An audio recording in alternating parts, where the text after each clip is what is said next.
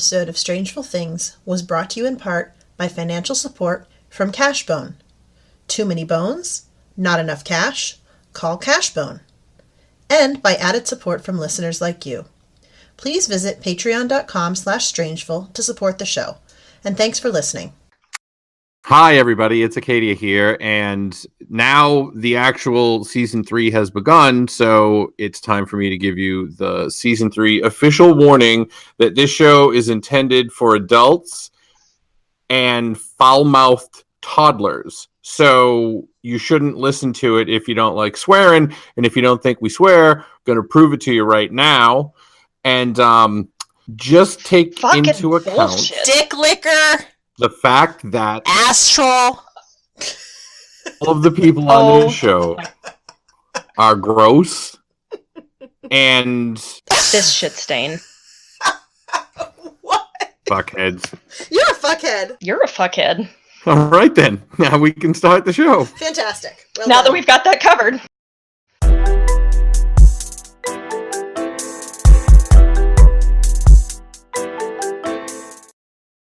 Across the world, in almost every culture, you'll find stories of giant people. They're almost always described as savage, bloodthirsty, and brutal. Most of us consider these stories to be just that, stories, myths, and legends. However, could there actually be physical evidence that a race of gigantic people once populated the Earth? I'm Christy Stevens, and this is Strangeful Things.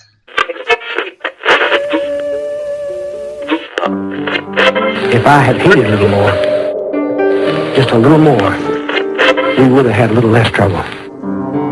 Can't you see her? She's right in front of you. So rather than investigate it, he was a true American and just shot it 3 times and ran Oh my up. gosh. Do you find those witnesses credible? She walked down the hill and never came back. Her body has never been found.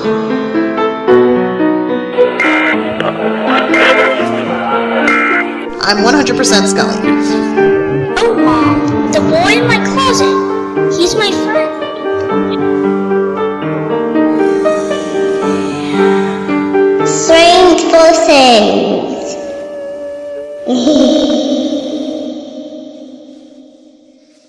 Welcome to season 3 of Strangeful Things. Yay! I know you guys have missed us so much. You didn't And miss me. apparently nobody missed Acadia because he totally enacted a coup and Yeah, he did did. 2 episodes without even telling anybody about it. Monster. Well, and that's how crazy it's going to sound to you guys, is that you think it's 2, but because of the magic of time, who knows how many it will have been by the time you finish. It's true. There could be 7. There could be 50.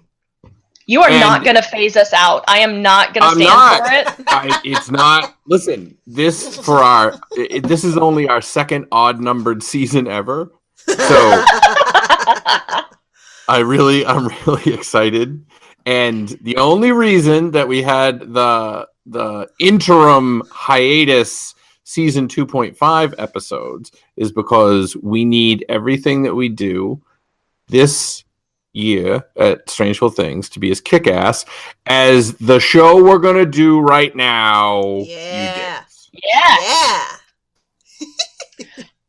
So, if you're just joining us for season 3, which why haven't you listened to the back catalog yet? You should probably go do that. Yeah, because you're Um, gonna be lost. I am Christy Stevens, otherwise known as Pot, that has nothing to do with the Reaper. Not the fun pot. It's not the fun pot. It's a really, really tragic, not funny story. But and honestly, like, the reason that we did the disclaimer the way that we did for this episode is because we read our iTunes reviews, which you should never do. It's true. Like reading your YouTube comments. It's awful. And apparently, God damn it. apparently I'm the old one because I don't curse. That's For right. the record, Christy is the youngest one. I am. I'm the baby of the group, and I don't normally curse because I like to think that I'm funny without it, which a lot of you may disagree with, apparently. You don't need to work blue. Oh, God. Seriously. So we just got But back just from because, Christmas break. even if, yeah, but I just wanted to say, No, go ahead. if your iTunes comments are going to be terrible, that's fine, I guess, about Jen and Christy. But be super nice to me and give us 5 stars because it's super important so that other people know who we are and can listen to Grandma Stevens. That's right. That's right. You want My everyone to children. gather around for story time. Grandma needs her teeth. Oh, Oh, God. Oh, Jesus. But yes, please, if you like the show, or if you have criticisms of the show, or if you want to tell us who you like so much better than the rest of us, go to iTunes and leave us a review. And please put 5 stars on there, because why would you put less than 5 when you have the opportunity to put 5? Yes, right. correct. Because that's the best way for us to show up in the rankings and get more people to do the show, and maybe actually have a budget to do better shows. Because I'm not made of money, you sons of bitches. That's right. And my 1%ing days are numbered. So Christy's no longer in the 1%, guys. I'm no longer in the 1%. It's so sad. Very stressful. As a matter of fact, the only reason that 1% comes up in her life now is that is the percentage of her money that she still has. Yes! Oh, so sad. It is. It's tragic. Oh, we kid, but she's poor. Oh, yeah. So, in this episode, we're going to explore a topic that even the paranormal junkies and the cryptozoology nerds kind of look at and go, And that is the possibility that giant humans used to rule the earth. Or if they didn't rule the earth, they definitely stomped around a lot and were basically huge jerks to all the puny 5-foot range ancient people. And I think this is funny because while things like ghosts and Bigfoot and aliens are kind of entrenched in the maybe column of the real or not chart, giants are firmly thumbtacked in the not real column. Which is stupid because Shaq. Right? Shaq is a giant. Such a huge person. Yep. Like, have you seen the picture of him? Buy one of those doorbells. Right. Have you seen the picture of him next to Kevin Hart? Yes. It's like the most ridiculous thing in the world. I can't believe it's not photoshopped. Yeah, because Kevin Hart is so small. It's ridiculous. My favorite other one like that is him and Sarah Michelle Gellar. Oh, God. Oh, yeah, that's probably a good one. Ridiculous I don't think I've seen that one, but I can definitely picture it. One of them doesn't look real, and depending on which one you look at first, you're right. The other one. It's the same way with the Kevin Hart one. You're like, oh, look at that regular sized person next to a giant cutout, and then if you look at the other way, you say, oh, look at that tiny cutout next to that normal sized person. Right. So why are we doing this topic if it's not, normally a thing that people think of as strange? Because we deal with evidence on this show. That's right. Facts And evidence. And you may be surprised at the amount of evidence that's out there for giant people. Like, bigger than Shaq people. Whoa. Yeah, no, but the evidence isn't for the giant people. It's for everybody. But it's evidence about giant people. Correct. Oh, for God's sake. I'm just... people could be new. They don't know. We just came back. Like, you had 2 shows to do this in. See, I'm gonna make it 11 because you keep saying 2. I know. Oh my God. So everybody sit back and relax, unless you're driving, and then please pay attention because we can't afford to lose any listeners. Nope. And let's dig into this. Ha! Yeah. I made an archaeology joke. Look at that. Digging. Oh, Dig Lord. it. So it's easy to claim that most cultures have stories of blank, like most cultures have stories about ambulatory scarecrow armies or Star babies. sentient old star babies. But once again, as a show based on facts, Cadia has led you to believe in the past. Yeah. Despite his I efforts. shall not be impugned. So here are some facts for you to digest, because the thing I do best is creating lists of facts and reading them out loud on the internet. Yay! It is. And I refer you back to the only has 1% of her money. Right. Oh. Let's start with basically religious texts, because polytheism is fun. Bible actually mentions giants more than you would imagine. So just as a refresher for all of you people that went to Sunday school or maybe didn't, in the first book of the Bible, which is Genesis, there were giants in the earth in those days, and also after that, when the sons of God came in unto the daughters of men, and they bore children to them, the same became mighty men which were of old, men of renown. Hebrews speak for basically a bunch of angels came down and impregnated some fine earth girls, and they made humongous babies. There's so many questions. Now we're not getting into we're not going to dig into the backstory of this stuff. Like, mostly this stuff is just to illustrate how many actual cultures have stories of this stuff. So that's a whole other episode. Right. Mm-hmm. But in fact, I found at least 7 mentions of giants while I was doing my research, either from people saying that they lived at the same time that the people were telling the stories, or they were talking about races of giants that God had wiped out for being huge jerks. But obviously the most popular, well-known biblical example of giants is Goliath, the champion of the Philistine army, who took a rock to the coconut from a kid named David, who would later become king.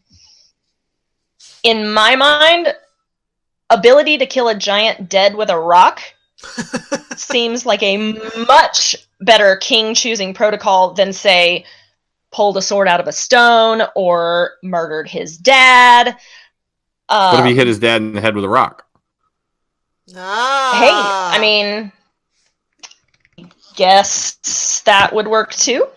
I am king. Oh my god. So there's a lot, as people like to say now, and I don't know why, there's a lot to unpack there. Yeah, that is a popular thing. I think to that say. would be. Yeah, there's a lot to unpack in everything that you just said. I think the biggest takeaway is that I will now be referred to as mighty man of renown. Maybe in your own head. See, since I'm the moral and scholarly compass of the show, I think when I'm speaking as a mighty man of renown, you guys have to pay attention, because so we have to get that out of the way. And then, just because we talked about the Old Testament, I can share with you a little fun thing that everyone that's not a gross, doesn't know anything, can look up on their own. Okay. Because since I was educated by marvelous Jesuits, I had to take theology classes, and I learned that in the Catholic Bible, which is the best one, by the way. Oh my gosh. No, it's not. Okay. Because it has part 2, and they didn't take a bunch of shit out like the quitter fucking Protestants did. So, Bible, there's actually 2 different creation stories. One of them is when creates the waters and creates the land, and that was written when they were in the floodplain. And the other one is when everything is a desert and God makes it rain, which brings life, and that was when they were in, big surprise, the desert. And in one of the stories, he creates Adam and Eve at the same time, and there wasn't any rib shit, and they're completely different stories. You know, that's interesting because I've actually heard both of them, and I didn't realize that it was 2 different stories. But if you're going to be like a crazy quitter Protestant and you need your Bible to like make sense as if it was a novel, then you take one of them out. But since the Catholics are just like, yeah, whatever, we have all your money, so we can just leave whatever the fuck we want in the Bible, both completely in there. And I bring that up mainly to point out that, as you said, polytheism is pretty dope. But since they only had one God, they had to make their God than the polytheistic gods that he was battling against for hearts and minds, which is why they adapted the creation story to whatever situation they happened to be in at the time. Gotcha. So makes sense. That is the kind of shit that you can expect from this mighty man of renown. Also, everything that I just talked about, since it had to do with organized religion, Jen was like rubbing her hands together in anger because she hates all goodness and light. No, I just like facts. I just gave you a whole bunch of facts. You gave me a bunch of facts about made up shit that crazy people wrote down to control other people. This is about Shakespeare, and it's the same thing. Okay, let's move on. Okay, so I like how Acadia thinks he just won that somehow. I know, because we're just both like, okay, moving on. Explain it. Oh my god. All right, so in ancient Greece, the Greek mythology refers to giants called the Titans, which, if you listen to season 2, still gives me PTSD flashbacks to the time I watched Attack on Titan, thinking it was going to be a super cool anime, and it wasn't. What was it? Because I don't remember. It was the most disturbing, horrific thing I have ever watched. Now, haven't been paying attention or haven't listened to the show before, Jen and I are horror movie wimps. Like, correct. We can read anything and we can like talk about it, but as far as watching it on, both of us are like, ah! So, yeah, I sat down like wanting something to watch and was like, oh, I've heard of Attack on Titan. I like anime. Let's watch this. And I made it through the first episode, and by the way, which I will never ever watch, but I made it through the first episode, and at the very end, the Titans break down the wall and come in, and one of them, with this creepy ass grin on his face, reaches down and grabs the main character's mother. Oh God. While she's telling him to run away, picks her up and bites her head off. Wow, that sounds pretty traumatizing. I was not right for about 3 days. It was awful. I have no idea how they made a cartoon feel that way. How did you get scared of that cartoon? And you just told a story about how made angels and then he made people, and then the angels were up in heaven going, hey, look at all those people down there. Hey, yeah, that's pretty neat. God made those people. Yeah, but the angels didn't go down and break people in half and bite their heads off. They said, you want to go fuck them? And the angels were like, sure. Well, that's because it had gentle words like, The angels came in unto the women. It didn't say the angels rammed their dicks in the women. Yeah, they came unto them. Right? So anyway, the Greek Titans were giant barbarians that roamed the earth before the gods of Olympus. Like, think Zeus and Hades and Hera and all of those. And the Titans were eventually overthrown by the Olympians in a big god war, and that's why you immediately know who Zeus is, but you might really have to strain your noodle to remember who Kronos is, other than that dude bro from the Percy Jackson movies. Ha! Wow. I don't even know what to say about that, because everything I know about Greek gods I learned from Wonder Woman this past summer. Which is not necessarily a bad place to learn it. Mm-hmm. For the sake of clarity, for the rest of this episode, when I say Indian, I'm referring to the people from the country of India, Native Americans. We're going to talk about both of them.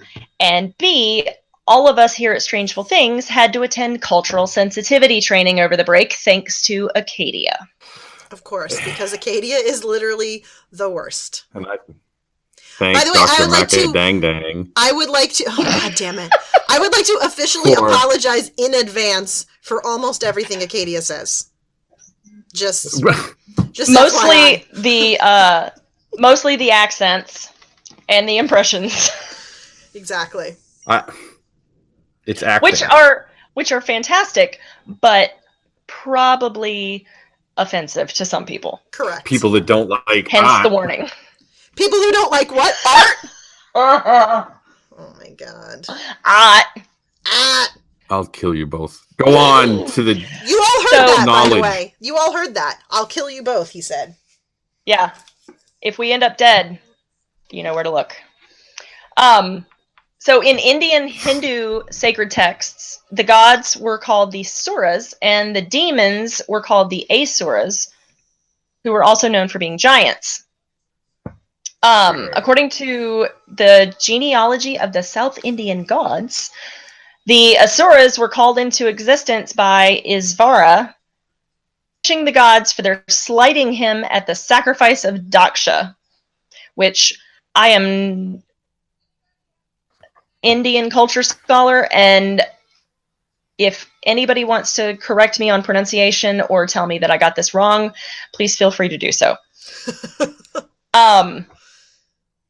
So Ara pronounced a curse according to which there was to originate a giantess called Mahamaya, whom should spring forth a race of giants called the Asuras, who would torment the gods and the rishis for a period of many thousand years, which sounds for somebody giving somebody the cold shoulder. Okay, wait, you cut out for a second, so it sounds harsh, you said, right? It sounds pretty harsh for somebody who gave somebody else the cold shoulder. Right.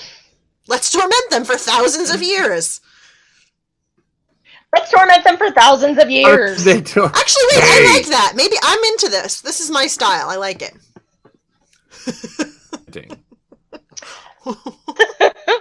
Just Who general knows? tormenting. Yeah, tormenting. Like the overall theme of were that they were barbaric, they were savage, they enslaved people, they ran around and like decimated people and stuff like that. So I'm guessing the tormenting had something to do with that. Whatever. Odds, I don't know. Like I said, I'm not a Hindu scholar, and I probably should have done more research. But this is a general overview of a topic. We're not saying it's that a general we are overview. Experts on any religion. That's for sure. No. Even Acadia. Mm-hmm. I am now rooting for the Asuras. Mm-hmm. The gravedigger theologist. That's right. Acadia. I had plenty of time to think. Mm-hmm. Okay.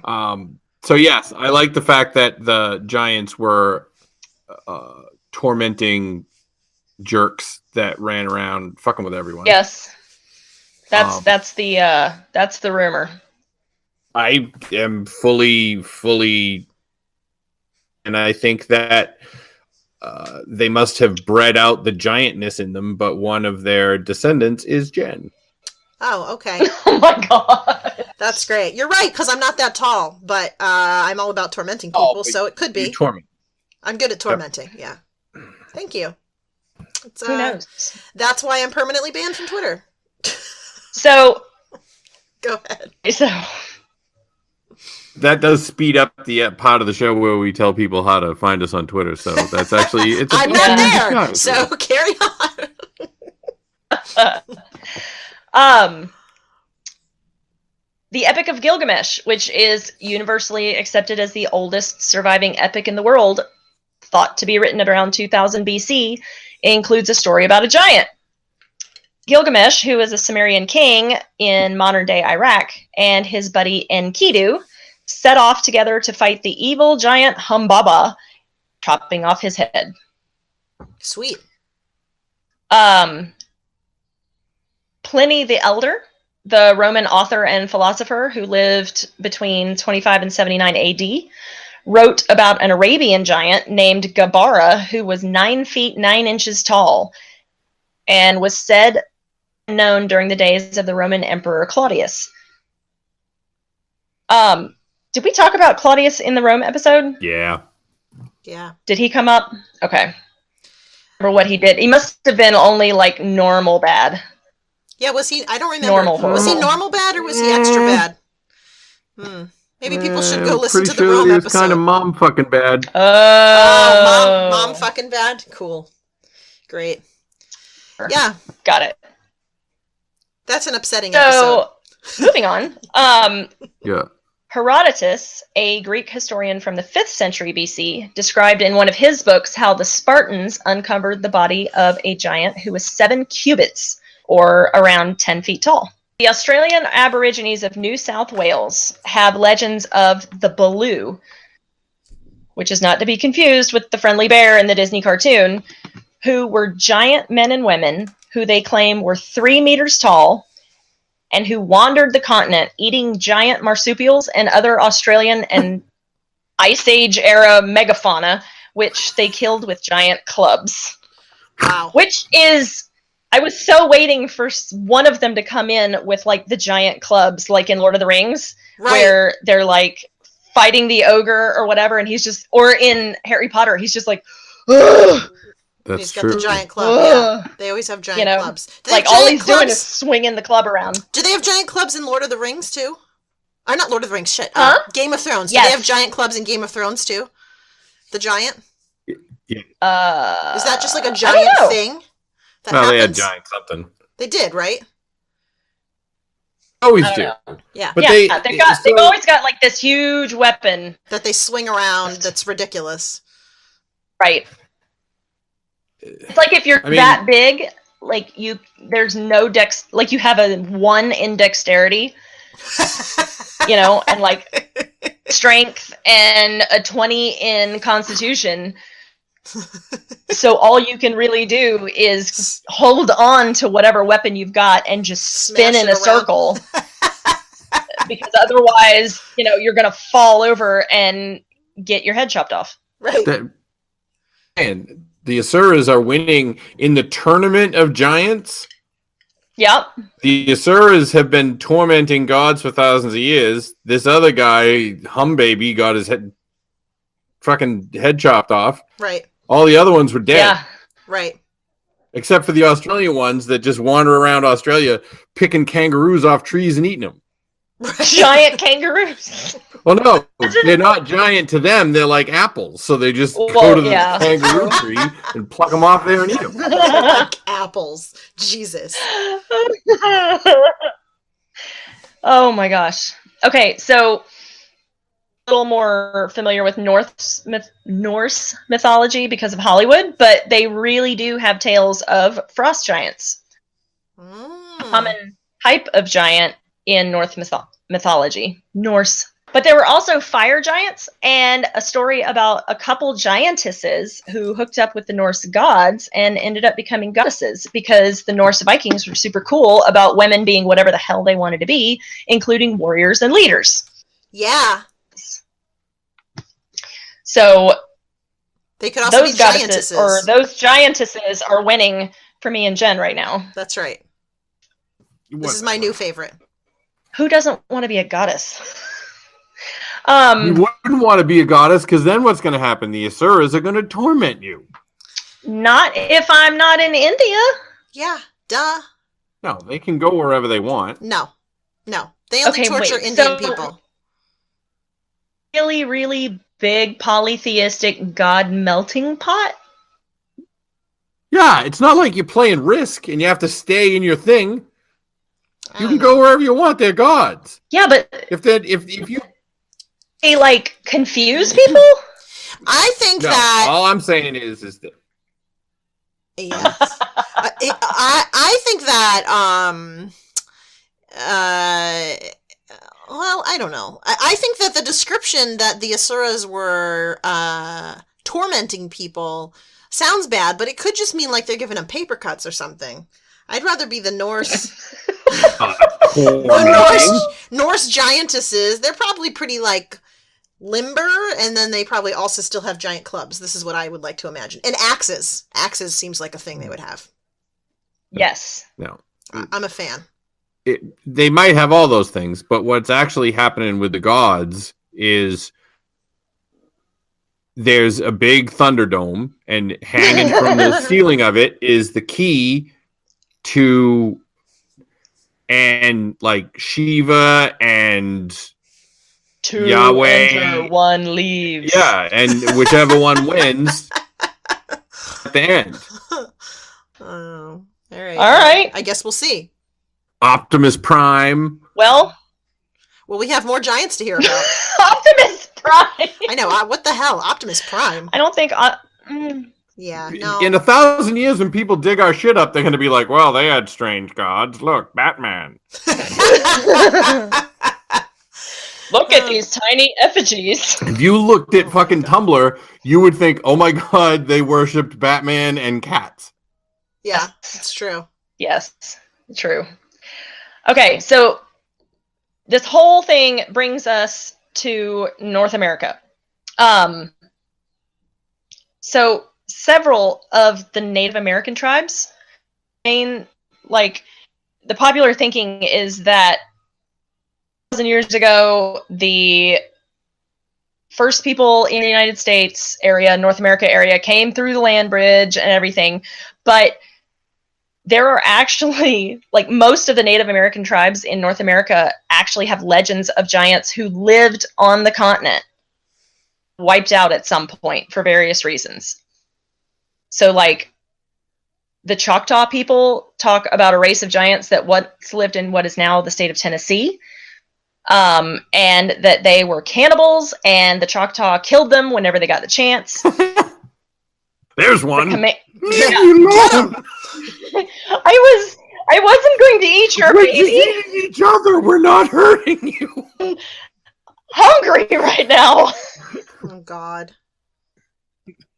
The Comanche speak of a race of, quote, white men 10 feet high and far more powerful than any white people now living. That's hilarious. Not like you pussy white people. These are different people. Exactly. Like, not like y'all, but way better.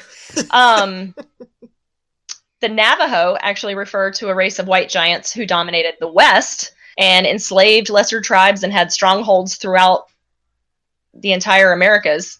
Weird. The Manta people say... And the white giants focused on fundamentals. That's a basketball joke. You nerds won't get it. Oh, for God's sake. Most of the giants in North America were actually described as being white. Yeah. Like, pale-faced. Right. Because that's the scariest thing they could think of. Yeah, I'm sure it's true. I mean, it's funny because it kind of it would kind of explain why when the Spanish and the Europeans showed up, they were like, "Get the fuck out of here, gods! It's you guys! You guys suck! Get out! Gosh, you guys look really you look tall. You guys look taller in the legends." That's right. You look taller in the legends. Oh. So, the Manta people actually say that the white giants arrived on the coast in boats made of reeds as big as large ships. And it was a party of men of such size that from the knee downwards, their height was as great as the entire height of an ordinary man. Jesus. So, So we came up to their knees. They say that we came up to their knee. Those are some tall people. Fair, they were all less than 6 feet tall back then anyway. Right. Still a lot. That's still like a 15-foot tall person or 20-foot tall person. Right. The Paiute people for last, because they have legends of a race of red-haired, cannibalistic, giant people that settled in the area, which they called the Si-Te-Cah. Literally translates to tool eaters. And Tool, T-U-L-E. And the Paiutes say that they came from a distant land by crossing the ocean on rafts built from tool. And I know Acadia is about to say, what the fuck is tool? Yeah. I thought it was that shit that went around ballet dresses. That's 2 L's. Yes, that's 2 L's. This is T-U-L-E. It's a marsh plant similar to rushes or cattails. Native to North and Central America, and then Native Americans used it for all kinds of things like building huts and mats and boats because it floats and it's super strong. So basically imagine a boat made out of cattails and you're close. I don't know. I feel like this is falling apart. They were giant boats, full of 50 guys made out of fucking reeds. I don't know, guys. Yeah, but I'm having some trouble here. There on the dock. I mean, Jen was all with me until then. What? Lost her. Come here, you 50 guys in your reed boat. Yeah, I'm a little, I don't know. So, the Si-Te-Cah, there's an interesting story because they were described as a warlike people and were such huge jerks that several Native American tribes banded together to wipe them out. So, after a long, bloody war, the survivors of the giant cannibals retreated into what became known as Lovelock Cave in southern Nevada. The tribes attacking them started a fire at the mouth of the cave to suffocate and burn alive anyone inside because I assume they were completely done with their bullshit. Get out of here, in white fact, devils. In fact, any of the ones that tried to escape through the mouth of the cave, they mowed them down with arrows. No prisoners, everybody's dying. Right. And so then, after everything was done, the Native Americans sealed up the mouth of the cave and I assume wiped their hands in a vaudeville-esque satisfied way before going back to fishing and growing old-timey corn in peace. Which actually brings me to an interesting thought, which is giants seem surprisingly easy to kill. I know. Aren't giants at least as good at getting not killed as regular people, wouldn't you think? So, shouldn't they have a 50-50 shot plus they're way taller and bigger and stuff? Yeah. You guys shouldn't, your takeaway from this should not be that at the meeting you guys can team up and kill me. You're being misled Christy. Right we now. We can totally do it. No, it's a bad. I don't care how many slings with rocks you have or anything like that. It's a terrible. You're making a mistake. Hey, Acadia, check out this cave. Look, check it out. Just go inside for a minute. We're gonna write on your tombstone that you were conked in the coconut with a rock. That's right. That is fantastic. No one can kill the Asuras. They're still tormenting. Are they still tormenting? Running around India, throwing snakes at people, probably. Probably. Pissing off Pakistan. Jesus. Now, they were the ones that had the idea to put call centers there. That's oh my God. Yeah, see, now you're a little more afraid of them, aren't you? Yeah. Well, yeah. Now, to be fair, if you actually, like, I haven't looked into this part of Indian lore and mythology and stuff, but some of the Indian mythology is really, really interesting. Like, the Bhagavad Gita and stuff, like, they talk about aliens and, like, flying cities, and it is way different than any other religious text. Right. Plus, they have that fancy fuck book with all the instructions in it. Yes, they do. And there's a billion people in India, so it's working. Obviously. Very effective. So let's talk about Lovelock Cave. Because Lovelock Cave became its own thing. It's a 160-foot long and 40-foot deep cave located in the remote desert near the town of Lovelock, Nevada. And to give you an idea of what Lovelock, Nevada is like, if you look on TripAdvisor, there are 4 things listed under the best things to do in Lovelock section. Number 1 is the Lover's Lock Plaza, which is where you can go scrawl your initials on a padlock and clamp it to the heavy chains that hang between the concrete pylons between the sidewalk and the street in kind of a broke man's, lover's bridge in Paris, I guess. Number 2 is Rye Patch State Recreation Area, which is a campground that Jen might not have been to yet. You're correct. Number 3 is Lovelock Cave, and number 4 is the local Longhorn Steakhouse. I am not even joking. You know what? So that shit's good. I gotta say, I enjoy a Flo's filet. But yeah, this town is in the middle of nowhere. Right. And in 1886, it was even more in the middle of nowhere because Longhorn Steakhouses hadn't been invented yet, and that basically decimated a full 25% of their tourist draw.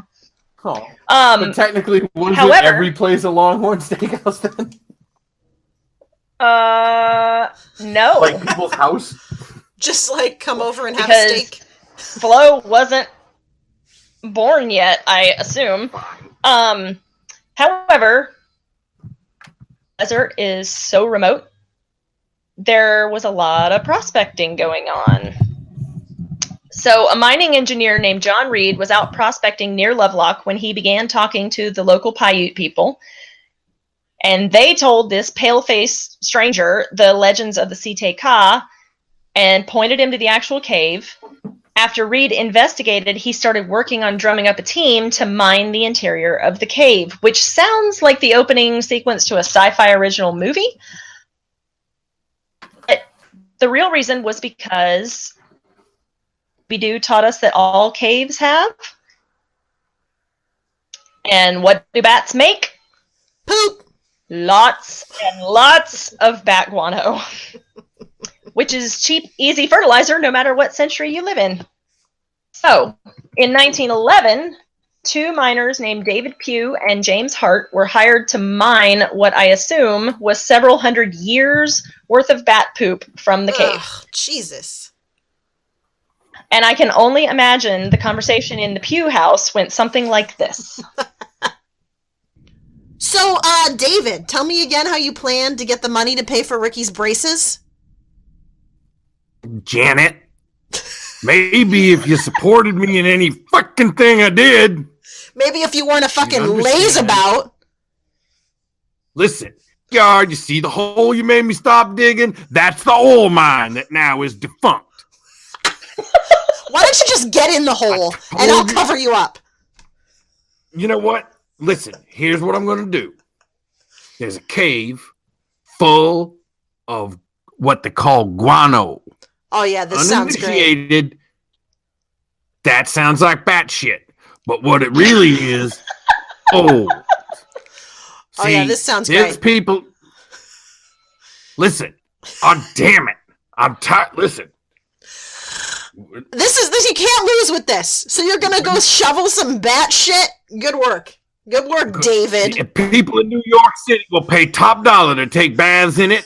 New York City? It is a lubricant. Yeah. I was talking to a guy in the bar. Oh, yeah. People Fucking great. A bar. Okay.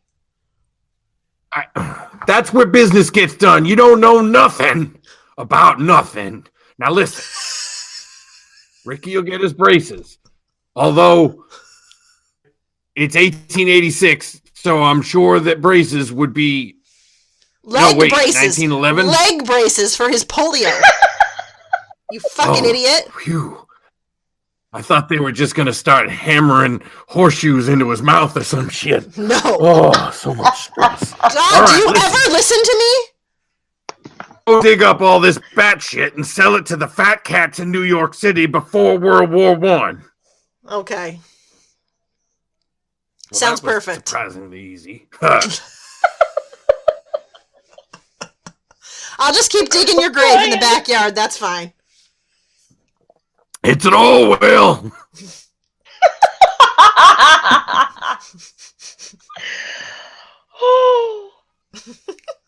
So, as you can imagine, David Pugh was quite happy to get out of the house. Fucking Janet, don't do this. Don't do that. You can't invent aluminum foil. You can't do nothing. Fucking. That's right. I'm holding you back. God damn it. I got up at like 3 a.m. to grind flour to make fucking bread, you piece of shit. Oh, God. I work in a mill. Ricky's 7 now. He can take care of himself.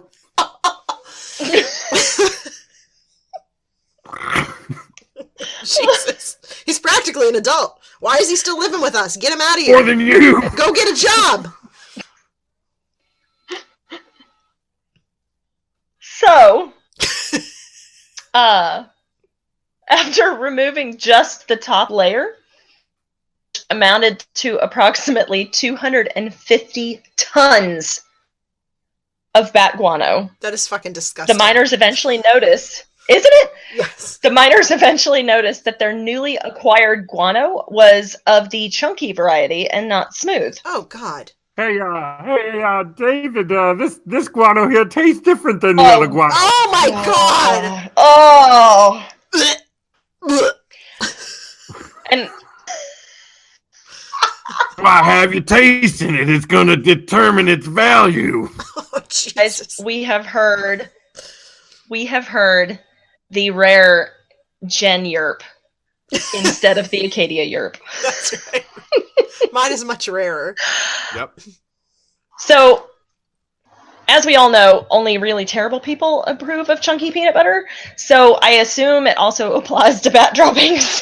Jesus. In fact, they were so preoccupied with shoveling guano out of the cave that they actually destroyed an unknown amount of ancient artifacts and who knows what else before they started to just maybe think they should inspect the chunky bits. Oh, Lord. Spit that out. James Hart was quoted as saying, and I'm going to let David Pugh read James Hart's. In the north central part of the cave, about 4 feet deep, was a striking-looking body of a man. 6 feet 6 inches tall. His body was mummified and his hair distinctly red. The man was, quote, a giant, end quote. Thank you. Now, understandably, 6'6" is pretty tall today, but we probably wouldn't call that person a giant. I would. Yes, you would. Who would? David Pugh? I wear children's clothes. Oh my gosh. God. That's why they hired me as a miner, because it was easy for me to get into cracks that other people couldn't get into and really dig out that bat shit. Oh, for God's sake. So disgusting. So usually unhappy. So, I just looked it up, and Shaq is 1 inch tall. Wait, you cut out. How tall? Sorry, 7 feet 1. All right. 7 foot 1. So 7 inches taller than the giant of 7'6". oldie times. Who is? Right. Well, then this particular one. So, because this, like, we wouldn't consider a 6'6" person to be a giant. No. How tall would you guys? How tall would a person have to be before you agreed that they were a giant? Well, we started off saying Shaq was a giant. Yes. But if we think that Shaq isn't a giant, then it would have to be taller than Shaq. But I have no idea. Once somebody is like over like 6, a little over 6 feet, they do seem like a giant to me. So I don't know. No, see, I think a giant.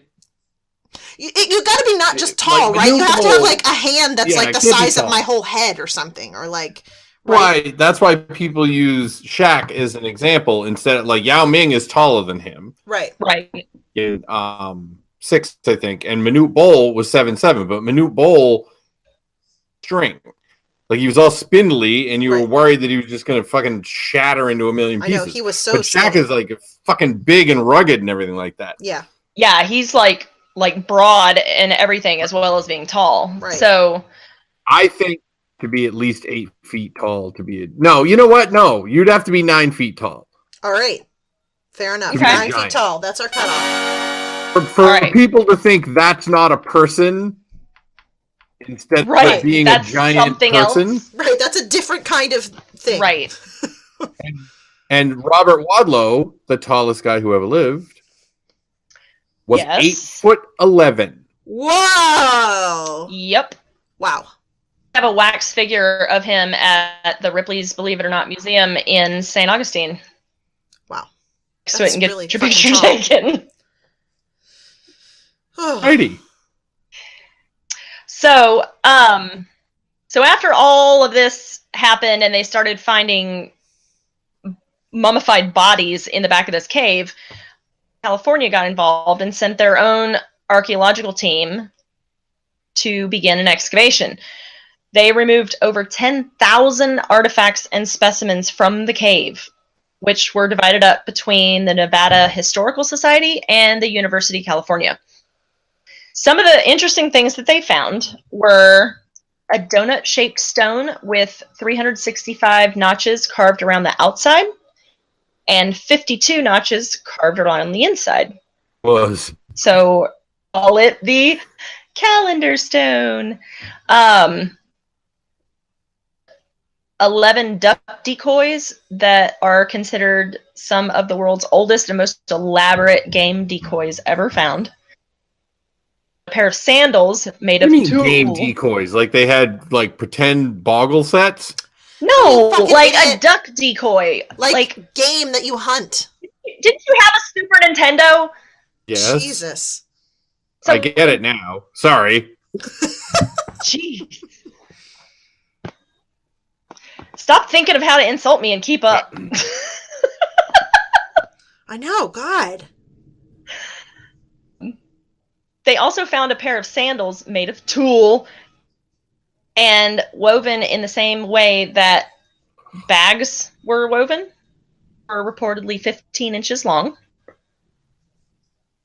which is pretty big, but one of my stepsons wears a size 14 shoe, so that's still not giant territory for me. And the exterior of the cave, interestingly, charring and a large number of arrow shafts were found near the mouth of the cave, as if they had been fired into the cave. So the cave was burned, and there's arrows pointing inwards. Right. Which supports the legend, at least, not necessarily that the people were giants. Giant red-haired, pale-faced cannibals, but that there were people in the cave that there were people that burning and shooting at. Yes. So, all the official records of the excavation are any skeletons or bodies. Interesting. That they found these. All we have is anecdotal evidence. I can't talk tonight. From the people who were there, that several bodies were found, mummified due to the favorable conditions inside the cave, and that the mummies ranged in height from 6 to 10 feet tall. Maybe the 6 foot ones were children. The best accounts that we have are newspaper articles from the time who basically interviewed the archaeologists, and, you know, some of these reporters got to see the remains and things like that. But all the human remains were taken into custody by the state of Nevada or the University of California. And now they say they don't have any. Oh, how interesting. Yeah. That's not shady at all. So, It's not shady. You gotta listen. Oh, good. David's back. Listen, I David, told them. did you finish shoveling your bat shit yet? Look, I was in charge of all things digging inside that cave, and I said to them, listen, we're looking for live giants, so if you find any dumb bones or anything like that, just throw them away, because we need to try and save the other giants that could be suffocating underneath them. Oh, that's great. Good work, dummy. It was a rescue mission. Good work, dummy. Well, we missed our chance to make a freak show. We missed our chance to have a freak show with all the giant bones because you threw them out because you're a fucking moron. So I guess Ricky Was never paid. I guess Ricky can just make his own braces from like some twigs or something. That'll be great. If I rub enough guano on his legs, he'll heal himself. Oh, Jesus Christ. God damn it. Ugh. Oh. What's really funny is that your yerp sounds just like Acadia's yerp. I know, it does. So later in 1931, several ranchers and stuff that actually, they had found human bones. There are several dry lake beds in the area. One of the skeletons was measured at 7 feet 7 or 6 inches. The other one was measured at 9.5 or possibly 10 feet tall. Well, that's ridiculous. And there was a pair who were discovered in a dry lake bed, the Humboldt dry lake bed, actually, 1/2 feet in length, and was described as being wrapped in a gum-covered fabric similar to Egyptian mummies, not chewing gum. I'm going to cut you off right there, Acadia. And the second skeleton measured 10 feet. So, and it's not just Nevada, like across the United States, like all those burial mounds, like the Indian burial mounds that like are the subject of horror stories and haunted buildings, and, you know, like, oh, it was built on an Indian burial ground. Right. Like the really big mounds back in the late 1800s and the early 1900s, when people were settling the remote areas. Oh, kitty. They would basically like dig out these burial mounds to make roads and houses and gardens and, you know, fields and whatever. And it wasn't uncommon for newspapers to report that some Joe Blow settler had found the bones of a giant in an Indian mound when he was clearing his property. It's a little crazy. Little. There are actually There's a lot of things wrong with that. There are actually over 1,000 accounts of skeletons that stood at 7 feet or taller that have been recovered from burial mounds and sites across North America for the last 200 years. Well, is this the part where I explain how it's all an owl? Yes. No, it's not an owl, and you're also going to have to explain about how we just apparently thundered across the wilderness, digging up bones and building barns and silos out of them and shit like that. Yeah. Well, what do you expect? Like, I mean, everything that we know today about American history is that we basically came in and displaced whoever was there, or, you know, shot the engines and took over the land and said, nope, this is mine. Like, you know, and like the sense that I get from the newspaper clippings and stuff is that it was a curiosity and people were like, oh, but it was just a thing. And they would give them over to the Smithsonian Society. And then where did they go, Smithsonian Society? And or, sure you did, guys. Right. Because the Smithsonian has a reputation for showing up not only North American sites where these bones that are bigger than they're supposed to be have been found, but like overseas as well in other countries. And they say, oh, we're just going to take these for further study and do some DNA analysis. And yeah, that looks like a big femur to me. And nothing is ever done. There's no reports. If you look, like, I think you can actually request the catalog from the Smithsonian of what they have, right? At least to a certain extent. And they have no human remains of, like, they have normal-sized human remains. Like, they have what's supposed to be an Aztalan princess or whatever from Wisconsin, I think. Right. But there was apparently a really, really, really big skeleton that was found in the same area that also went to the Smithsonian that is not on display. Supposedly. So do we need to break in and get it? Yes. It is American Treasure 3. Yeah. The Smithsonian. Oh, God. National Treasure. Oh, God, you're right. National Treasure 3, Stolen Giant Bones. Starring Nick Cage being even weirder than the last two. With the long, slicked back hair. Yes. I like so, just for fun. Yes. Looked up a bunch of these newspaper clippings and just copied down just and the dates. So what is it? The headlines and the dates? I'm going to read dates of newspaper clippings. These are all from the New York Times. They're all between 1871 and 1932. All right. Wisconsin mound opened. Skeleton found of a man over 9 feet high with an enormous skull. December 1897. Oh, Christmas. Merry Christmas. Aww. Here's a creepy giant. Merry Christmas! Skeletons 7 feet long. May 5th, 1885. Find giant Indian bones. Workmen on Harlem Road unearth relics of Si-Te-Cah's tribe. September 7th, 1904. And that one was actually found in New York State. The bones of a giant found, 1925. Giant skeletons found. Archaeologists to send expedition to explore graveyards in New Mexico where bodies were unearthed. February 11th, 1902. And on and on and on. Here's my extra little bit of weirdness, because I think this is super, super interesting and weird.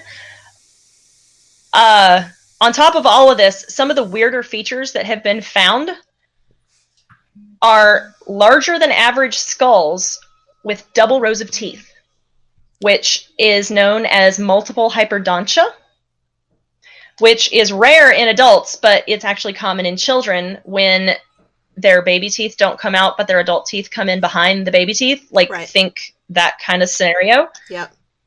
But it's usually a childhood thing, and so usually you don't grow up with double rows of teeth. Right. No, because people would always be asking you to, like, bite into stuff, so they go, oh, look.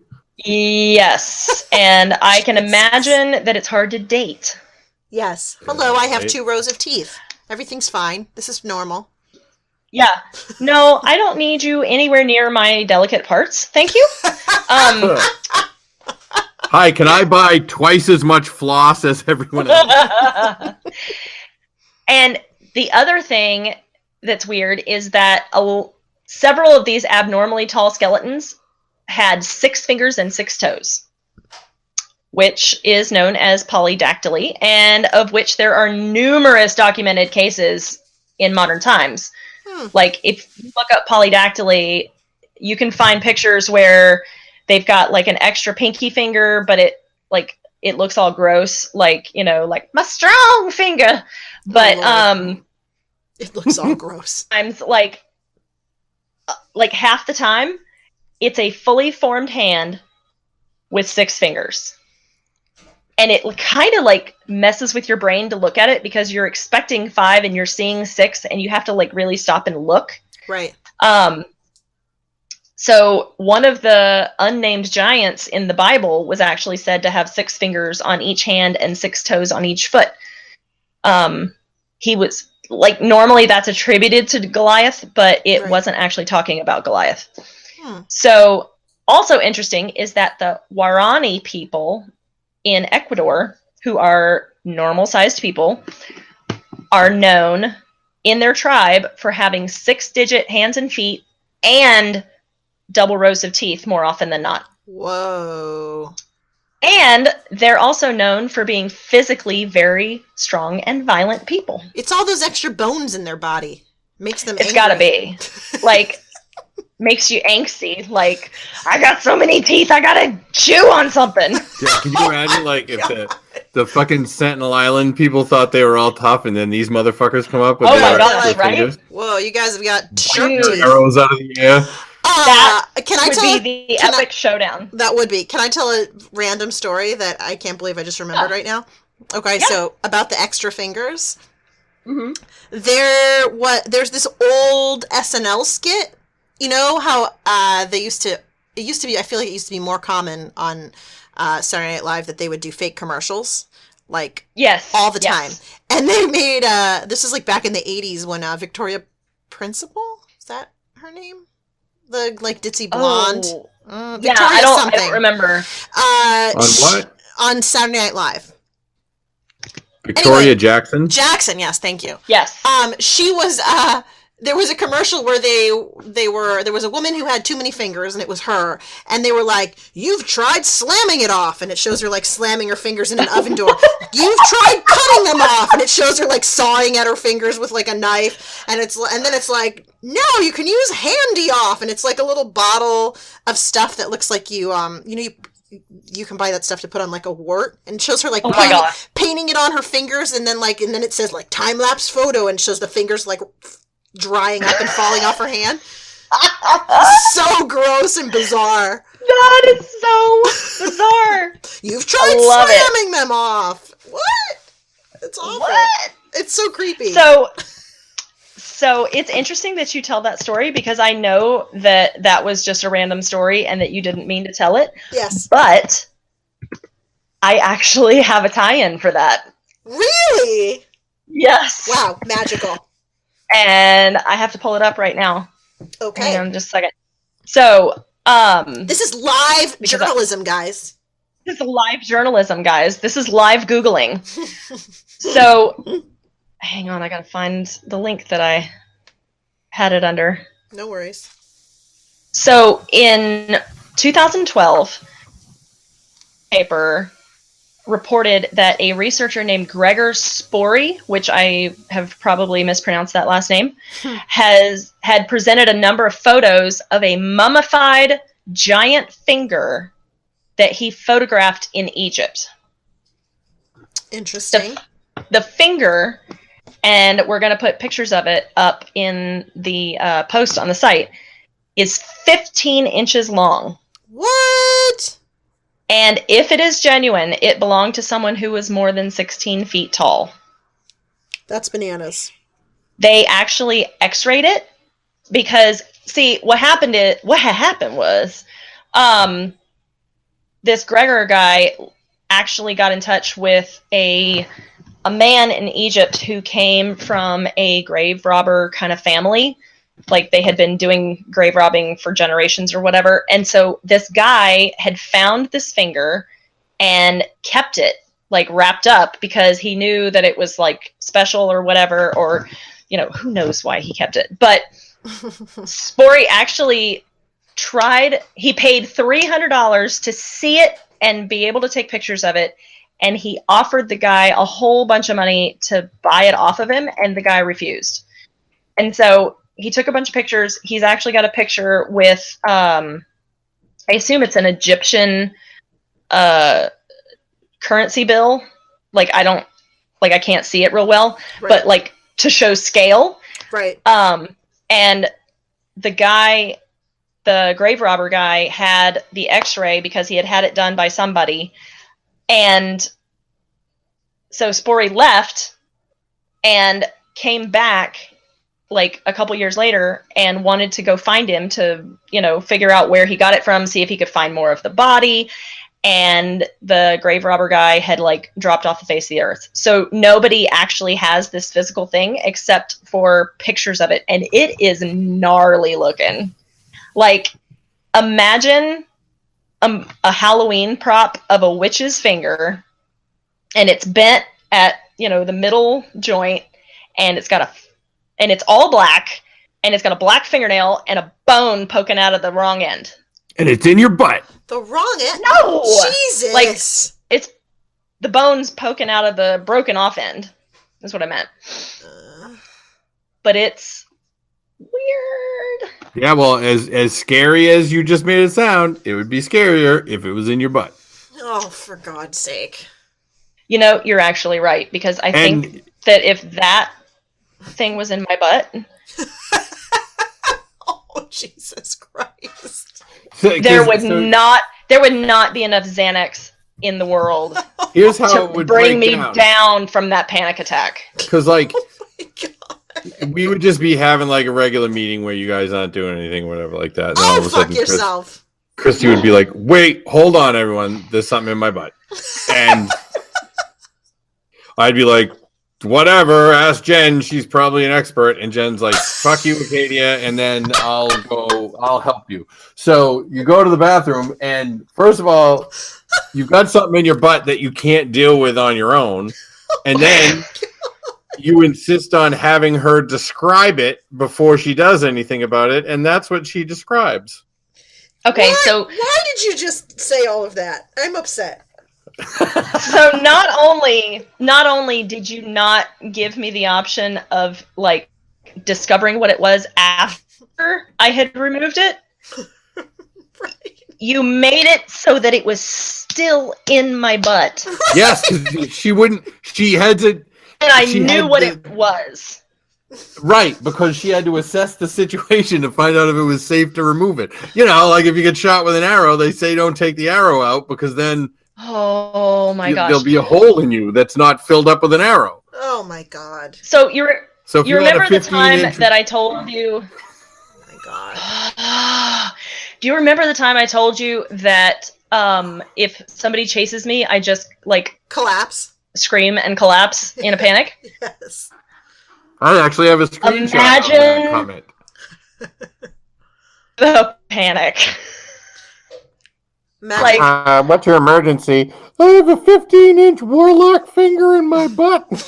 They would not be able to decipher what the hell was going on because I would be incapacitated, completely incoherent. Completely incoherent, sobbing. Listen, giants, leave Christy's butt alone. Okay? That would be a fun Patreon skit to do, the 911 call of Christy and Jen trying to explain about what's going on, and Jen's all like getting pissed off. I fucking pay taxes, just come here. There's a warlock finger in her butt, and I don't know if I should take it. I paid my taxes, goddammit! Fucking garbage dispatcher, you should help me. Okay, so now I have a side story because okay. I normally, like, I had to drive up and rescue Jay from the Atlanta airport because he got stuck in New England because of the winter storm and everything. And so I was like, oh, yay. Genesis. Huh? The Bombogenesis. Oh my gosh, right? Yes. And so he finally did, get to fly out and stuff. And so I was like, yes, road trip. I can pick my own book. This is going to be great. And so I downloaded Sleeping Beauties by Stephen King and Owen King. Mm-hmm. And I started listening to it. And I got to look up the lady that narrates it because she is so good. But, like, the part of the book that I'm in right now is set in Appalachia. Yep. And so she does the accent for all the characters. Oh, God. Is it atrocious? It is the most amazing Appalachian accent because, like, there's one... And the reason that you made me think of it is because there's one part of the book where, this whole, like, crazy slaughter has happened at, like one, crackhead girl is left alive. And so she calls 911, and she calls and she's like, you need to send someone out here right now because the Avon lady came and she killed True and his best friend, and I don't know his name, but she put his face through the wall. Y'all just need to send somebody out here now. She put his face through the wall.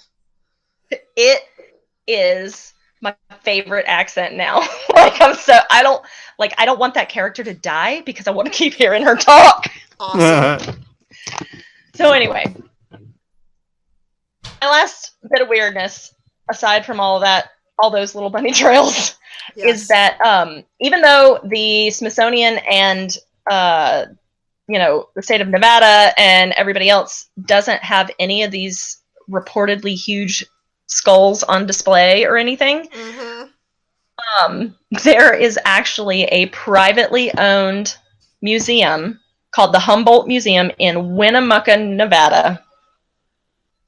And they are the only place that has huge giant skulls, and they're not even in a display because the state of Nevada doesn't recognize them as actually legitimate. So they have to keep them in a back room in a cabinet. What? But if you go to this the Humboldt Museum. If you go to the Humboldt Museum, not the website, but if you actually go, they've got like artifacts from the same dig, and the Smithsonian has artifacts from the same dig, like on display. They just don't have any bones. Right. If you ask, apparently people, and this is like the last person that said that they were able to do this was way back in 2008. So I don't know if it's still a thing or not, but there are pictures that people said they asked the curator, hey, I want to see the big, the giant skulls. And they were like, okay. And took them in the back room and like opened up this cabinet, which is just like one of these white Home Depot cabinets. Right. Or humongous skulls sitting in a row. They've got pictures of them and stuff, and you can tell that they're big because everybody's familiar with like the height of, cabinet shelves. Right. They're like not even an inch. They're like 3/4 inch or something like that. Up in the episode post too, because they're a little nuts. Well, no, I want us to have a listener from there and do this. Yes, if we have anybody that lives in Nevada, like southwestern Nevada, go do that wants to take a road trip and go see, we will give you internet fame and a prize that actually has some value. Yeah. I actually found a prize that we can give away to somebody the other day. Oh yeah, that's true. Just because obviously that takes all the fun out of it. But yeah, if anybody in Nevada, SoCal, wants to make the trip, let us know. Yes. And I will give you all the skinny on how to hopefully see the giant skulls. Yeah, and by the way, I don't want somebody to go and just take pictures. I want like a live Facebook video so that like you can see that it's for real. Yes, I want somebody to like you're going to ideally have two people. Yep. And one of you is going to have a phone and do Facebook Live or something, even just like live, record a video. But one of you has to like touch one of you, skulls or something. Even if you're not allowed to touch them, one of you has to like put your face next to the cabinet. Yeah. So we can see. Yeah, and do like a Strangeful Things gang sign. Or put it up your butt. Don't put it up your butt. Don't put anything in your butt. We are not telling you to put things in your butt. Do what you want on your own time, but we are not. We're not endorsing it. We're not endorsing it. I have a warning at the beginning. You put that stuff in your butt. That's true. Stick whatever you want in your butt. Go for it. Giant skulls, warlock fingers, whatever. So the end of my little librarian talk of facts. Yes. The smoking gun for the Smithsonian, because there is actual written documentation PDF that you can download off the internet and read about these researchers who discovered, giant skeletons and reported it to the Smithsonian. It is a report from the Bureau of Ethnology to the Secretary of the Smithsonian, which is a ridiculously long old-timey title, and was published in 1894. 2 noteworthy entries that Jen will now read for us. Oh boy. All right. So, the first is from Roane County, Tennessee, and the entry reads, "Underneath a layer of shells, the earth was very dark and appeared to be mixed with vegetable mold to the depth of 1 foot. At the bottom of this, resting on the original surface of the ground, was a very large skeleton lying horizontally at full length. Although very soft, the bones were sufficiently distinct to allow for careful measurement before attempting to remove them. The length from the base of the skull to the bones of the toes was found to be 7 feet 3 inches. It is probable, therefore, that this individual, when living, was fully 7.5 feet high." All right, so there have been people that tall. Okay, next. The second is from a presumed Native American burial mound at Dunleith, Illinois. Near the original surface, 10 or 12 feet from the center, on the lower side, lying at full length on its back, was one of the largest skeletons discovered by the Bureau agents, the length, as proved by actual measurement, being between 7 and 8 feet. It was clearly traceable, but crumbled to pieces immediately after removal from the hard earth in which it was encased.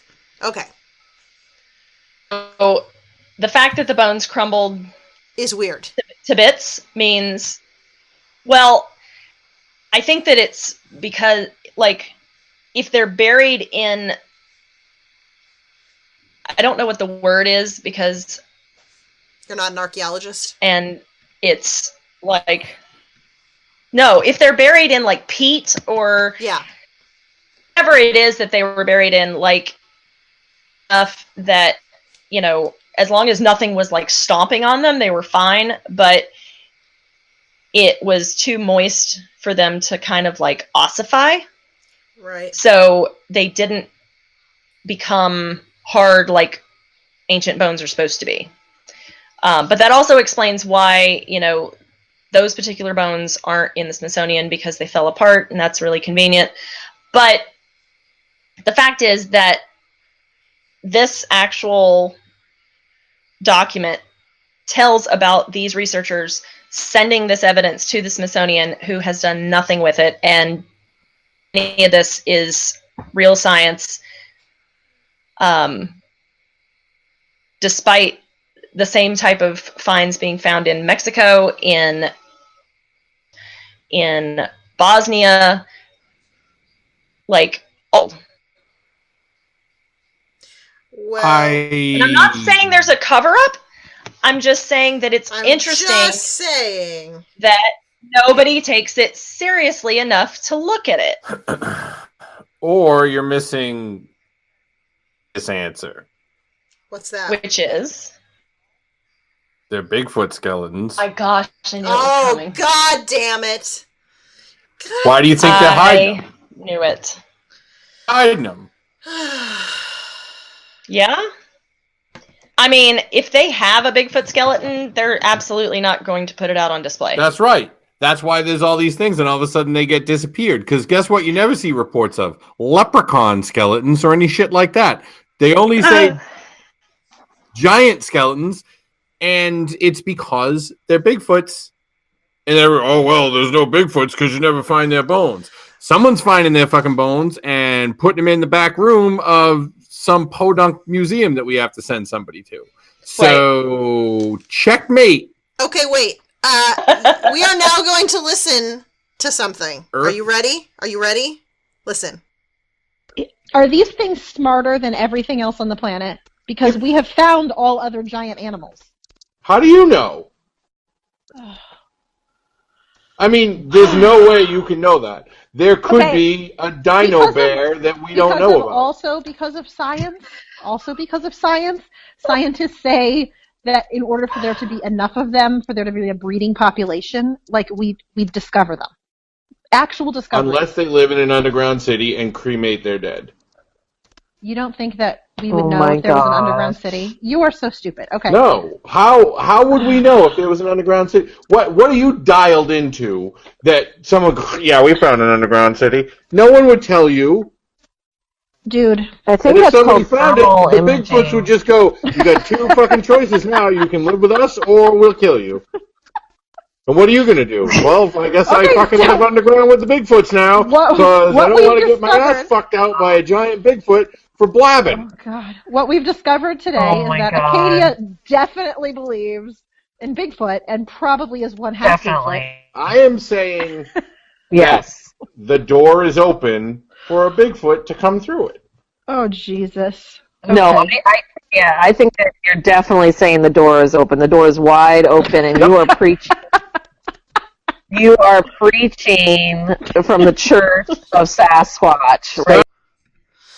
There you go. For those of you that don't remember, that other person was Bnev, Bnev.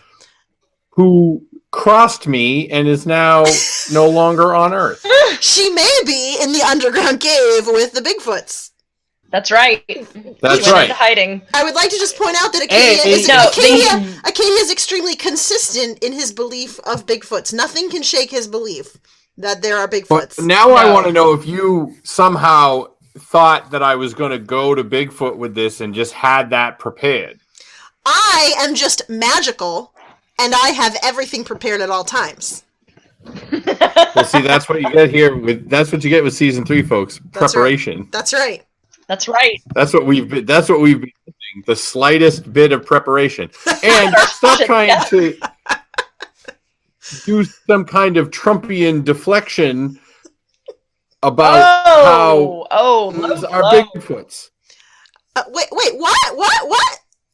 Who's doing a deflection? You just said you thought they were Bigfoots. Yeah, right. And now I have proof because there's skeletons of them. Okay. New York Times, folks. Dude, the paper of record. Dude, the New York Times says a lot of shit that I don't believe. Okay, listen. Acadia, I'll believe that. Wait, I went back to Christy's list of headlines, and I bet she was too shy to say giant bones in mound. Oh my God. No, I wasn't too shy to say it. She felt like there was already enough listed. And I was tired of stumbling over that old-timey didn't have phrasing. any articles in them and junk. But here, I'm just going to put this theory out here. Okay. That it's possible because, multiverse or whatever, but it's possible that there really was a race of people who were bigger, but who lived a long, long time ago, and for whatever reason... I think I am completely fine with that, and I probably think that if that was going to be the way that we drew this out, the problem is the only place that had kangaroo trees, so the rest of the giants starved. That's right. That's what did them in. That's why they were so easy to kill. Yep. Oh my God. They were weak from hunger. They were malnourished. Once again, though, what are they going to eat in America? Possums? Okay. But where are the rest of them? Where are they all? What do you mean? Well, how many giants have we found? 50? Where are they all? Where are all their bones? 1,000. Over 1,000. There's 7 billion people on Earth. Where's all the giants? Have you watched? It's an owl. Have you watched Indiana Jones? Yes. Like at the end of Indiana Jones, I think it's Raiders of the Lost Ark, where they put the Ark in the box and they take it in the warehouse and they put it, in some random space in this warehouse and it pans back. So you're a conspiracy person. You think they're all in a warehouse? I'm not saying I'm a conspiracy person or not. I'm just saying that suddenly doesn't seem like such a crazy idea. Oh, Lord. Let me tell you, on Catalina Island, and I didn't even include this in my notes. Like, I've done so much research. This was a hard episode to write for whatever reason. But There's so many on Catalina giants. Island on the coast of California, they discovered the remains and bones of a tribe of people who lived, thousands of years ago. But they also discovered a tribe of people's bones 8 to 10 feet tall. And they're like, all the 8 to 10 feet tall people were over here, and the normal 5 to 6 feet tall people were over here. So if you're an archaeologist, you're going to look at that and you're going to say, oh, this is 2 different tribes of people. Like, that makes logical sense. Unless something else comes up that, refutes that. These don't look like they were the same. But none of those bones are available either. Yeah, this is the thing. This is what I'm saying. Where's all the bones? Where's all the bones? Listen, fans, why don't you find us some bones, and then maybe you can convince me. No. Yeah. Mexico is supposedly, like, all loosey-goosey with it. Like, they don't care. They're just like, oh, look, giant bones. All right. It's giant bones. So maybe somebody can find me a place in Mexico that actually has some on display. Maybe we can send Jen there to find them, and then hopefully the wall will be built before she gets back. Oh my gosh. Oh, okay. Hey, guess what? Maybe you can go climb in a pile of bat guano. Yeah, and then I'll be rich. I don't know. And I don't think so. Disease infested? Yeah. I don't know. Definitely. Isn't that how the disease started in that fucking movie? Oh, god damn it. What's it called? Fuck. Star Wars? No. God, that no. movie from like 5 years ago with Gwyneth Paltrow and Matt Damon. There's like some horrible flu-like outbreak and she dies and then he's like running around trying to figure out what's going on. There's other famous people in it. Do you know what I'm talking about? Kate Winslet's in it. Anyway, I'm pretty sure that starts from, it's some like hybrid of like bird and pig flu or whatever the fuck it is, and it's like it comes from bat droppings where the pigs are eating or something disgusting like that. It's disgusting. Contagion. Anyway, yes, that's it. Contagion. So, in other words, bat poop is gross, and no thank you, Acadia. Please do not bathe in it. And no, you should not bathe in it, please. No, do not. Or do. Or do, because we don't care. We warned you. We warned you at the beginning of the show. We warned you. That's how scientists learn things. Oh, God. Like, that they need to hide the Bigfoot bones. That's right. So they don't have to rewrite every textbook. That's right. It's such a pain in the ass. And all that would happen is that like people would come out of the woodwork, and then all of a sudden like people would all be like, "Oh no, because here's why they hide the Bigfoot bones. Number one, they don't want to admit that there's Bigfoots because so many smartasses all this time have been saying that there wasn't any Bigfoots. Right. Number two, if they said that they were actual giants, just go back through what? Oh, the Greeks would be coming back out of nowhere saying, you know what? Our gods were right because they were Titans. Then the Asuras would, like the Hindus would be going, nope, they're Asuras. And then there'd just be a giant religious war. Wow. So it makes more sense for everybody to keep the fucking giants / Bigfoots out of under sight. wraps. You guys just wait until I do my episode on Antarctica. Oh boy. All right. Well, kids, we're like, we're out of time. We're out of time for giants. There should have been a giant-sized episode. Oh, it is a giant-sized episode. It's already giant-sized. Yeah, I figured because... Oh, good. Good. Okay, that's what we meant. Good. Perfect. So, once again, if you like the show and you're still listening, please, please, please rate us on iTunes. And also, you can go to patreon.com/strangeful and give us a little bit of dough so that we can buy Acadia a microphone screen. Oh. So he doesn't hiss at us. Oh. I could go get a microphone screen tomorrow, except I can't because it's too cold. Oh my god, Yeah, it's goddamn cold. Katie and I are suffering in the neither cold. one of you can go anywhere. No, we can't. So We might remember, all of those of you that have stuck out through the 9 episodes that I had to make without the grackles Fuck off. should be super happy that they are back. That's right. That's what really, the fell companions are what make the show the show. Aww. And that's what Christmas is all about. When you're hearing this, it will be like June. Oh my god. So, fuck off.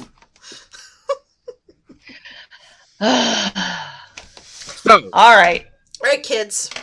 Until next time. You know what? This is what I'm going to even say. Yes. I'm not even going to tell you what my Twitter is because it doesn't matter.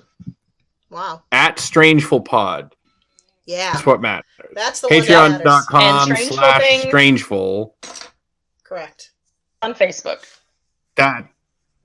Yep. That's what we care about. Yep. Yeah.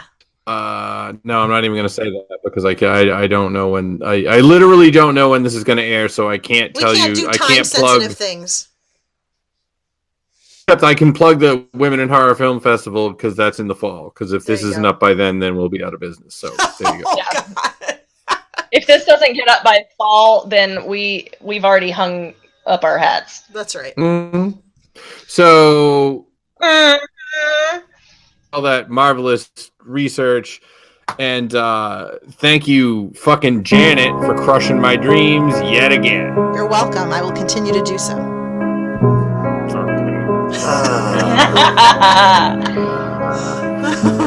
See you next week. Bye.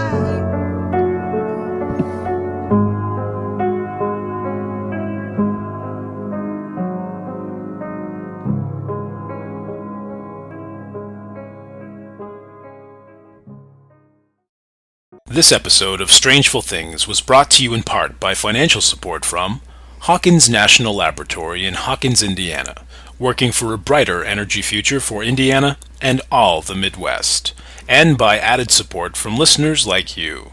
Please visit patreon.com/strangeful to support the show. We thank you for listening.